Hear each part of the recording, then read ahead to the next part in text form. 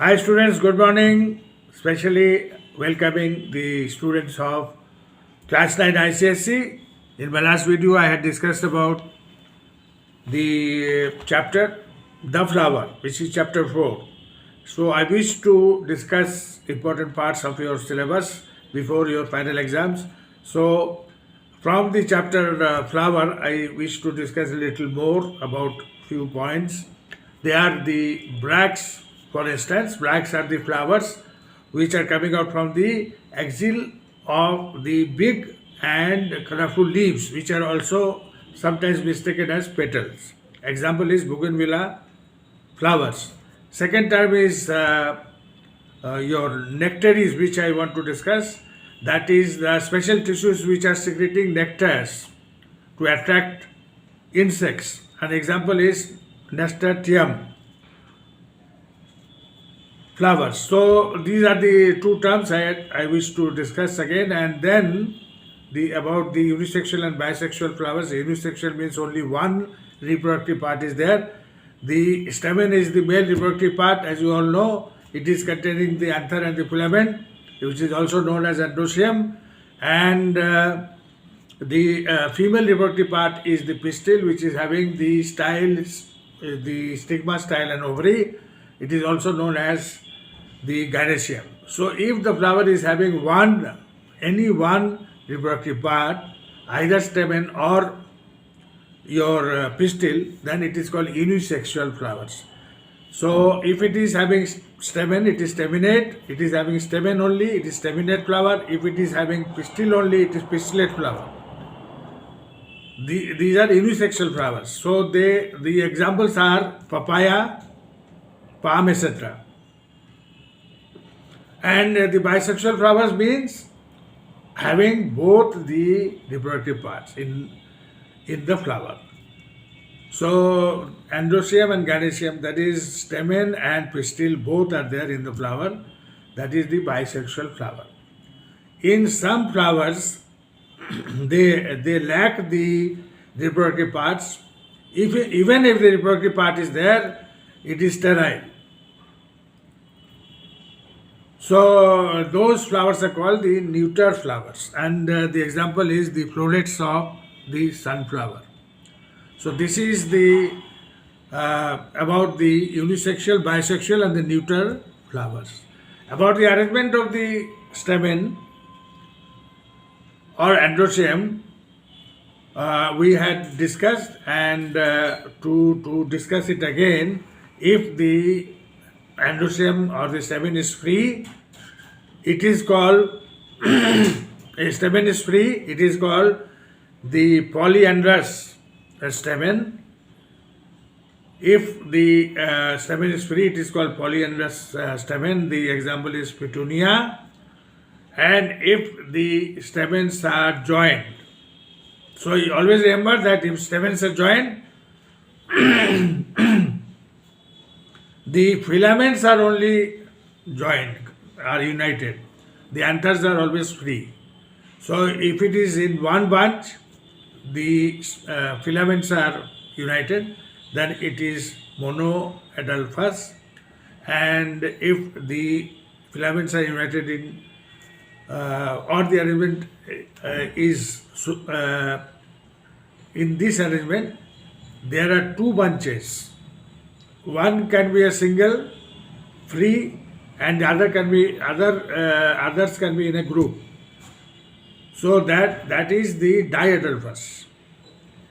In monoadelphous, which are the examples you have to remember? Those are the China rose and your cotton. China rose and cotton are the example of monoadelphous arrangement of stamen, and diadelphous into bunches, as I said. One can be single, can be free, but the others can be united in a bunch. So that is diadelphous, and the example is your what is the example? It is the pea plant, and also some other plants, but here we are seeing pea as an example. and nine stamens are united. Nine filaments of the stamens are united, and one is free in P. So these are called, this arrangement is called diadelphous. And if there are number of groups or bunches where the filaments are united but anthers are free, they are called polyadelphous. And what are the examples of polyadelphous? It is bombax. So, students, this is the arrangement of stamen. I wish to discuss again because this is very important. And you have to remember the examples also. Then the about the gynoecium or the pistil, we all have seen that it is having the three parts, that is stigma, style, and ovary. Stigma is feathery structure, and it is the place for landing of the pollen grains. It has the sticky substances. It has some enzymes also, because the pollen grain after falling on the, or after reaching the stigma, has to develop into a pollen tube. Chemotrophy takes place and the pollen tube is developed inside the style to reach the ovule, because it is carrying the pollen, the male reproductive cells.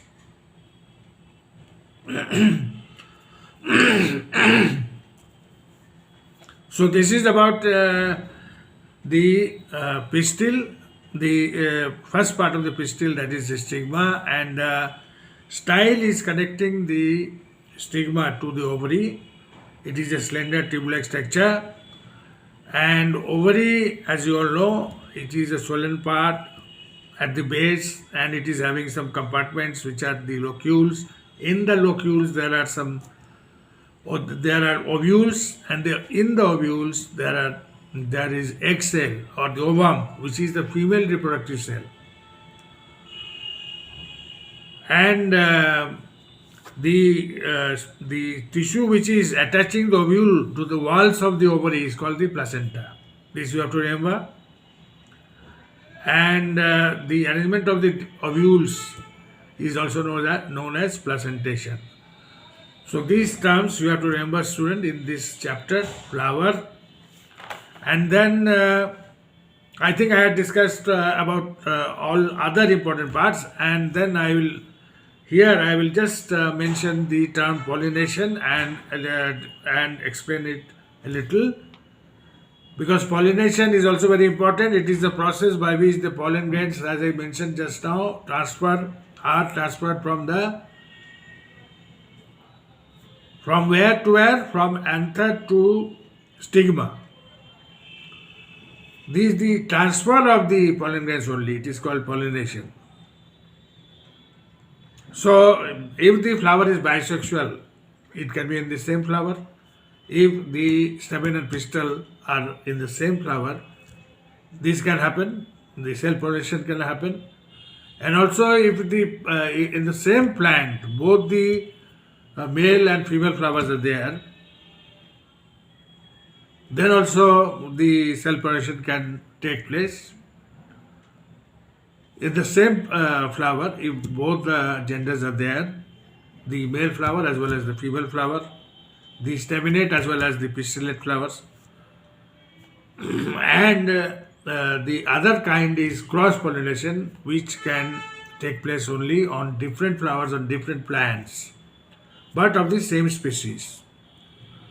So if the pollination has to take place on different flowers of different plants of the same species, it is cross pollination. Then how self pollination takes place? If the maturity of stamen and the pistil are same, self pollination can take place. If the height is almost same of the stamen as well as the pistil, the self pollination can take place. And if there is no outer covering of the stigma, then also self pollination can take place, because the pollen can reach the stigma if there is no extra protection on the stigma. So these are the conditions where self pollination are possible. But cross pollination means if the flower is unisexual, so the pollen has to reach to other flower of some other plant on some other plant but of the same species for pollination, and that is called cross pollination. And cross pollination always needs some pollinating agents, maybe wind, maybe water, maybe insects, maybe birds or animals. They carry the pollens from the stamen of a flower, from the anther of a flower to the stigma of another flower on another plant of the same species. So that is the pollinating agent, and this is the cross pollination. More details I will discuss in my next video. So I am closing this topic here. Thank you so much, and if you are liking my videos, please subscribe to my channel. Thank you so much. God bless you all.